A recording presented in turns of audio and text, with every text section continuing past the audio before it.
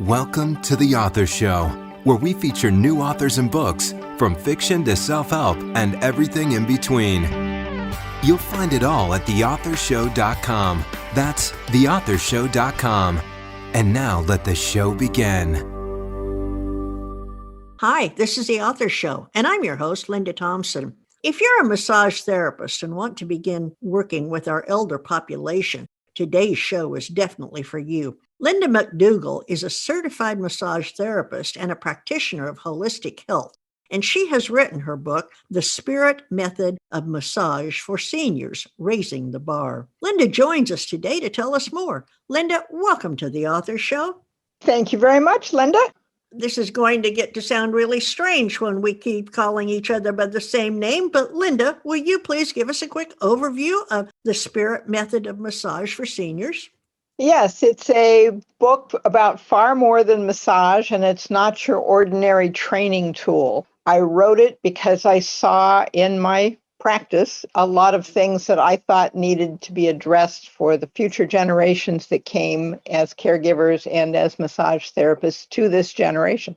Well, let's talk about the Spirit Method. And your book title, the word spirit, is in all caps. Is this a particular type of massage? Is it a philosophy? Give me a little bit more. It's probably more of a philosophy. What I did was each of those letters, SPIRIT, stands for a chapter in the book. And each of those chapters has several chapters underneath it, subchapters. So that's where spirit comes from. And it's more of a philosophy overall, but it has some techniques as well. Why did you decide to write a book that you call a primer for massage therapists and caregivers? Because, like I said, I saw a lot of things I know could be just because people didn't understand seniors, didn't understand the reasons people did things when we're older, and they didn't understand some of the disabilities that we have. There were just a lot of things I saw. People weren't aware of what they were doing or how they were behaving with us and what the needs were on the opposite side. So they just were going by their schedules and what they needed to get done and not realizing maybe that the person that they were dealing with had some issues that they weren't aware of.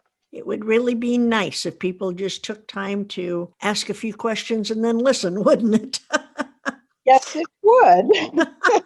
Well, Linda, you work with people with arthritis. You have a master's in counseling psychology and have worked with people with developmental disabilities for years. How did this background help with the creation of your book?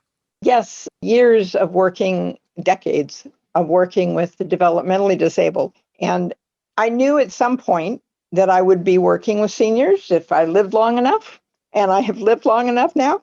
So I've been working with them for a while now. But the two populations have very similar needs. You've got the Alzheimer's and dementia. You've got mental retardation. Similar, not identical, but similar needs. You've got physical disabilities, which require wheelchairs, walkers, and all that. You've got medication similarities. So my background, and especially my background as a federal advocate for the developmentally disabled, where I did a lot of research on medication side effects and things like that, helps me a lot working with my seniors who also have a lot of medications and side effects and nutrient depletions because of the medications they take.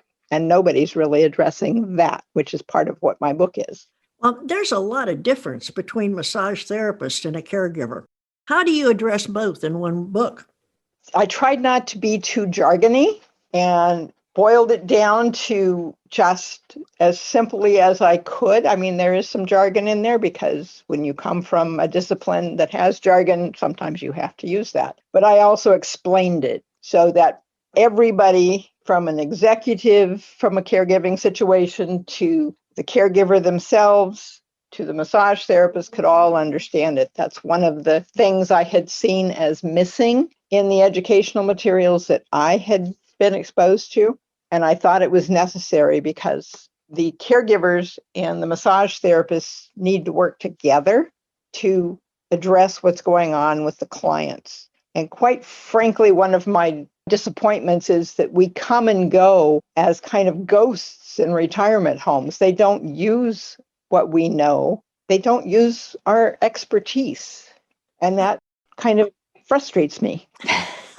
I understand that, and I have to agree a lot. Before my mother passed, I hired a massage therapist to come to our home, and that was once a week. And she loved it. I mean, she relaxed with it. It's a whole lot different than what my massage therapist did with me. So how and when did you discover that massage therapy for our elders is really a whole lot different than for a young or middle-aged person? Actually, that's one of the reasons I went into it, besides the fact that I wanted to work with seniors, is because it's a challenge. It isn't just rubbing some oil on somebody who just wants to relax. I mean, I can do that, but I like the challenge of, okay, this one has Parkinson's. And Parkinson's can be different depending on who has it and how long they've had it and how it's affecting them, et cetera, et cetera. So even in the same disablement, there are changes that you've got to do in either how you approach it or how you actually do the massage or where you do the massage. It's just a daily challenge. And I actually love that because it makes me think, it keeps me on my toes, and it doesn't bore me to death. I like that. So, Linda, do you recommend that anyone giving massages to anyone else should be certified or licensed through their state licensing board? I would certainly hope so, because you can kill somebody. That's little known, but if you don't know that somebody has a problem like a blood clot in their leg and you're not listening to what they're telling you, you can loose that blood clot. Oh, So you need to know that's something. scary. Yes, you better know. That's usually in the leg, and that's usually a deep, deep ache that they have in the leg. And if somebody tells you they have a deep, deep ache in that leg, you get them to a doctor, because you want to make sure that that is not a blood clot, that that's what's happening. You just don't touch them, you just take them. As we age, our bones become more susceptible to cracks and breaks. How do you teach a masseuse to use a lighter touch with an elderly person? Yes, especially around the bones. You can have a stronger touch on the muscles if it's not directly over a bone. It depends on the person and their skin integrity and their age and just all sorts of things. But yes, if they have bone problems, then yes, you want a very light touch. My mother had multiple myeloma before she passed, and multiple myeloma is bone cancer. She got massages for the first time in her life, mind you, when she had multiple myeloma. So that person had to be very, very careful with her, because she could roll over in bed and break something. Wow. So basically, you've almost got to have a feather touch in some instances, right? You're just barely touching someone, and yet it's that human interaction with an elder who probably doesn't have a whole lot of family right there and probably doesn't get many hugs during the day. And we all know that the human touch is very healing and very comforting. Is that part of what you teach? That is part, because, yes, the seniors are often alone or semi-alone and don't get that much touch, except custodial maybe, where they're being bathed or they're being dressed or whatever. So yes, touch is healing to everybody. Well, what would you say are the primary benefits of massage for an elder or for anyone else for that matter? Well, especially for elders, one of the things that you have to understand is that as we age, we grow more and more scar tissue in our muscle tissue and in our organs. So massage can keep that broken up to some degree so that you have a better range of motion. You have more circulation, because a lot of us have poor circulation as well. So you want to keep the nutrients and the oxygen going to the muscles. And if the circulation is hampered, as it often is with scar tissue, then you're going to have less and less circulation in certain areas, which is going to cause problems in those areas. Can the Spirit Method book be compared with any other book that we might find on the shelves? Not that I know of, which is one reason I wrote it, because I figured somebody needed to be just a plain speaking guide, because it's not a large segment of us who work with seniors at this point in time. But as the generations go by, my generation and then my son's generation, there's going to be more and more call for it and more need for more therapists to be in that role, and more caregivers, of course. So the more they understand going in, whether this is going to be a right decision for them or a wrong decision for them, that's important. And this book will tell you what to expect. And if it's not for you, then please don't. We don't need more people that don't. Well, We want people who want to be with us. That's right. Let's get into the touchy question of affordability. As I'm sure you're aware, most insurance companies do not recognize holistic healing as something they want to cover. And I found that massage therapy is one of those things that is always out of pocket. How does a senior on a very fixed income afford out-of-pocket expenses like massage? That's a good question, because a lot of them don't. It's that simple. The only insurance that I've ever found that might cover it would be the Screen Actors Guild insurance. So if you happen to be a screen actor, you're in good shape, I guess.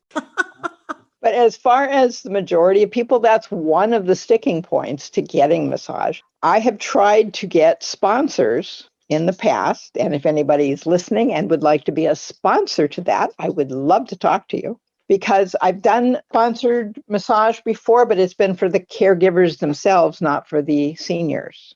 And I would love to help seniors who can't afford it, but need it. Well, Linda, now that you've written your first book, will there be more coming from you? I hope so.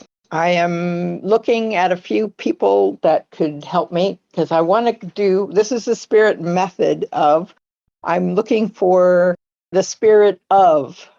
And that can be all sorts of things. So I'm hoping to do a few different books like that, kind of like Chicken Soup for the Souls series. That's great. So what would you say is the number one main message in the spirit method of massage for seniors that you would like readers to remember? Basically, be aware. Don't just go about your routine without really looking at who you're dealing with on a daily basis and asking questions and being alert for changes that they may not even know are going on, but you can see, feel, hear, whatever. Be aware. That's the whole book, is be aware of these things, because they're important to how you deal with your seniors or anybody else you're caring for. Linda, will you please read a short excerpt from The Spirit Method of Massage for Seniors for our listeners? Sure. This one is what problems can cause seniors to take their meds irregularly. For the sake of argument, let's say the senior experiences no side effects. What are some reasons seniors might not take their medications as directed? Put yourself in the mind and body of a senior. What if your memory isn't as good as it once was? What if you are busy doing other things and time just slips by? Maybe you're in too much pain to move, or you are asleep. Today, there are systems that can alert seniors when it's time to take medications, and they are packaged and ready to take. These systems keep many elderly patients on track. This solves some problems, but not all. As we age, our muscles decline in strength and size. Bottles and jars can be difficult or painful to open. What if you were alone and cannot open your medication? You may feel uneasy about calling a relative or friend to come help you. What if you had no one to call? Eyesight changes over time. Printing on most items seems to get smaller or blurs. What if you can't read the directions for taking your meds? What if pills need cutting or splitting? Do you have the strength and vision to make that happen without injury? And even if you got through all those issues successfully, what if taking pills was an issue all by itself? Gagging or choking on pills is a big problem for some seniors. If you are alone when taking the pills, you could be gambling your life just to take them. You may be weighing if it's worth the risk. If you decide it isn't, you may not be getting the dosage you need. Would you be embarrassed to tell your doctor and ask if there is a liquid form? Some people won't tell or ask. If you feel unsafe moving around, you may choose to skip moving to take medications. Your hearing may be compromised and you won't hear the alert telling you it's time to take your pills. Or maybe you have little money on which to survive. In that case, you may choose to make your own schedule for taking your medication rather than follow the doctor's orders. When you have to choose between eating and expensive but possibly life-saving pills, which comes first? What if several of these problems exist? What do you think the likelihood of a senior staying on a medication schedule would be? Most problems involving aging don't have a one-and-done solution. They are multifactorial. Look at health, at the environment, at mental conditions, at disabilities, at attitude, and at how someone is treated by family and staff. Is that person allowed to be as independent as they safely can, or are they being taken care of to a fault? Medication scheduling is a simple thing that we who are younger take for granted in our lives, but aging takes nothing for granted. Boy, if that isn't the truth. There's some very good things in what you just read that a lot of us need to take to heart. So, Linda, where can we learn more about you, and where can we purchase the Spirit Method of Massage for Seniors? At my website, loveyourlongevity.com, and there is a picture of the book on the front page you can click, or you can go to one of the top menu bars that says The Spirit of, and that will take you to the book page itself. And there's information about you and your work, and there's also links to purchase your book. Is that correct? Correct. We've been talking with Linda McDougall, author of The Spirit Method of Massage for Seniors. Linda, thank you so much for taking time to share your book and practice with us today. I do hope that a lot of people will take this to heart and are going to want to read your book. So will you please consider coming back to chat with us again when you publish your next book? I'd love to. Thank you, Linda. Senior massage work has its own special hurdles. We need more educated workers who are ready to tackle those hurdles with knowledge and compassion. So if you're interested in entering the world of massage therapy for our elder population, please grab a copy of Linda's book today at loveyourlongevity.com. And once you finish it, don't forget to post your review. And please share this interview with your friends so that they too may become acquainted with their author. And remember, the Author Show may be accessed at any time at theauthorshow.com. Plus, selected interviews can also be found on major platforms such as Amazon Fire TV, the Roku channel, iHeartRadio, Spotify, Amazon Music, and many more. Whether you're an author who would like to be featured or a reader in search of new books, theauthorshow.com is a really great place to start. Thanks for listening to The Author Show. Find out more about authors and their work at theauthorshow.com. Theauthorshow.com. Tune in next time to another great author on The Author Show.